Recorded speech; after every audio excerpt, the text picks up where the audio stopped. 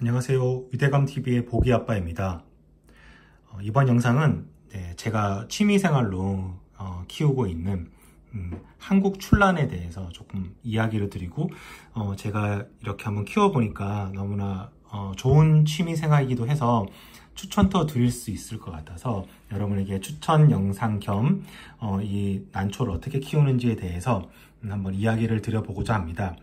저도 원래 식물 키우는 걸 굉장히 좋아했었어요. 그래서 식물을 아주 옛날부터 많이 키워왔었고, 그러다 보니까 점점 이제 이 난초까지 눈에 오게 됐습니다. 사실 정확한 명칭을 우리가 춘란이라고 표현을 하고요. 우리가 승진하거나 뭐 이렇게 은행 가면은 있는 그런 난들은 이제 우리가 흔히 동양란이라고 부르는데, 우리가 동양란이라는 거는 정확한 명칭은 아니고요. 우리는 제가 소개해 드리려고 하는 것은 그런 중국산 난이 아니라 한국에서 자생하고 있는, 그리고 한국에서 개발된 그런 난들을 춘란이라고 용어를 정의하고 있습니다. 춘란은 말 그대로 봄에 꽃이 핀다는 의미예요. 그래서 우리가 봄춘자를 써서 봄에 꽃이 피는 난이다 라고 말씀드릴 수 있습니다. 그래서 한란이라고 해서 제주도에 가면은 이제 한란이라는 이제 품종도 있습니다.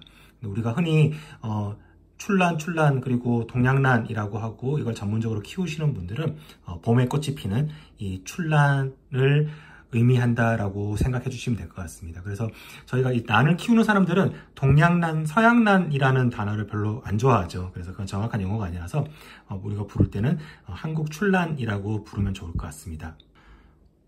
네, 그러면은 이제 제가 왜 이 식물을 키우다가 이 춘란까지 오게 되었냐, 그리고 이 춘란의 매력이 무엇인가에 대해 설명을 드리고, 그리고 오늘은 간단하게 이 춘란을 사가지고 왔을 때 어떻게 우리가 정량이라고 표현을 하는데요. 화분에 심기 전에 어떤 과정을 거치게 되는지 제가 지금 사용하고 있는 방법에 대해서 설명드리도록 하겠습니다.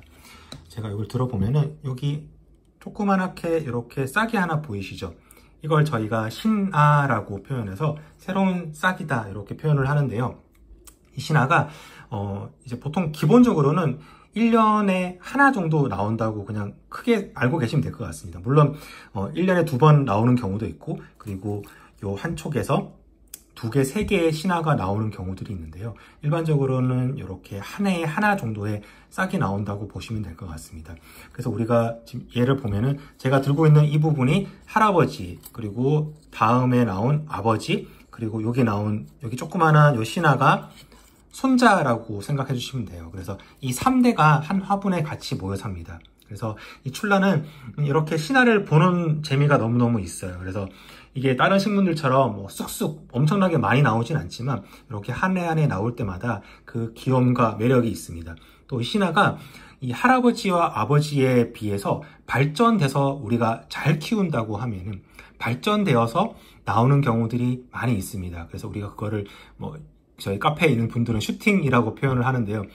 처음에는 이렇게 얇은 촉에서 얇고 약한 잎에서 점점 발전을 해서 좋은 싹으로 이제 진화를 하는 거죠. 그래서 좋은 진화를 하는 거를 보는, 그리고 키우는 맛이 있는 식물이 바로 한국 춘란이라고 설명드릴 수 있습니다. 네, 춘란에 관한 이야기는 워낙 많기 때문에 제가 오늘 다 할 수는 없고, 시간 날 때마다 하나하나씩 하겠습니다. 오늘은 제가 조금 뿌리가 약한 난을 제가 하나 구했는데요. 얘를 이제 화분에 심기 전에 어떻게 이제 처리를 하면 좋을지에 대해서 한번 이야기해 보도록 하겠습니다. 제가 소독하는 거는 이미 지나버려서 제가 다시 설명을 다음 기회에 드리도록 하고요. 오늘은 1차 소독이 끝난, 그러니까 난원이나 아니면 지인에서 사온, 구매해온 난을 한번 소독을 한 다음에 이렇게 제가 지금 커피점에서 주는 테이크아웃 잔이죠. 테이크아웃 컵에 물을 좀 담았습니다. 물을 담고 이 물에다가 어떤 걸 태우느냐 하면은, 우리가 인터넷에 보면은 이제 메네델이라고 검색을 하시면은 식물 활력제라고 판매를 하고 있어요. 그래서 식물에 활력을 주는 성분이 들어가 있고, 그래서 얘를 물에다가 희석을 해서 사용을 하고 있습니다. 여기 보면 이제 희색 비율들이 다 나와 있고요. 근데 저는 어떻게 처리하고 있냐면은 이렇게 우리가 흔히 사용하는 이렇게 컵에다가 한 2방울 정도 이렇게 스포이드 같은 걸로 딱딱 떨어뜨립니다. 그리고 잘 섞어주고요. 그리고 이 난처럼 뿌리가 조금 약한 난들이 있죠. 뿌리가 지금 많이 없는데 이 뿌리가 약한 난들은 뿌리를 좀 더 빨리 내리게 하기 위해서, 그리고 뿌리가 좀 더 많이 나오기 위해서 밝은제라는 제품을 사용하고 있습니다. 이 제품 같은 경우는 루츠 알파 플러스라는 제품이고요.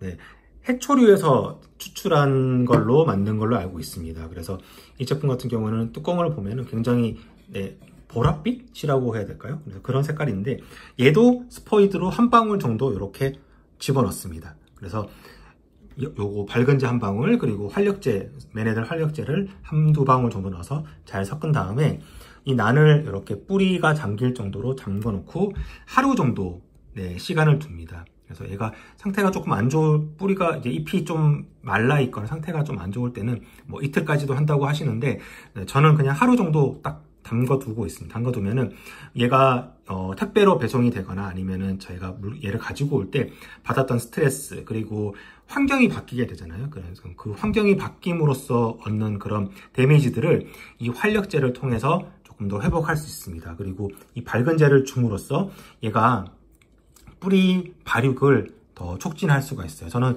이 밝은제를 좀 반신반의하면서 이제 사용을 할까 말까 하고 있었는데 써보니까 너무 좋더라고요. 그래서 너무 과하게 쓰지 않고 한 방울 정도만 넣어서 얘가 충분히 흡수할 수 있게 둡니다. 그래서 이렇게 뿌리에 담은 거 두었는데요.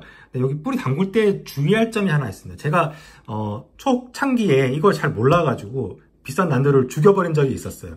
그게 바로 물에 담글 때는 여기 보이시는 이렇게 동그랗게 마늘같이 이렇게 동글동글한 거 보이시죠? 이걸 저희가 벌브라고 표현하는데요.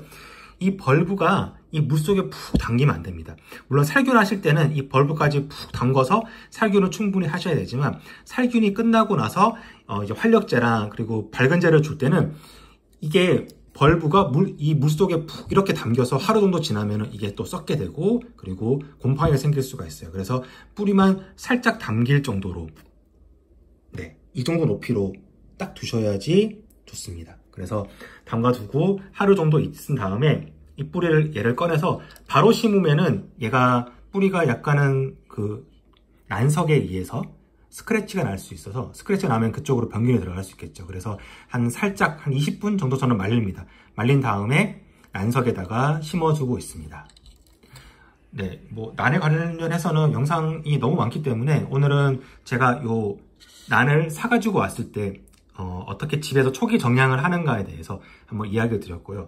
저도 뭐 대단한 전문가는 아니라서 정확한 정보이고 이게 뭐 완벽한 답이다라고 할 수는 없지만, 제가 사용해보니까 좋았던 방식이 있어서 여러분들에게 소개하고자 영상을 찍습니다. 그래서 정리하면 이런 테이크아웃 컵에다가 물을 담고 맨헤들 한두 방울, 그리고 요 밝은제를 한 방울 정도 넣어서 잘 섞은 다음에 난을 담그고, 난을 뿌리 부분만, 벌브가 담기지 않게 살짝만 뿌리만 담궈서 하루 정도 두는 걸로 저는 초기 정량을 진행을 하고 있습니다.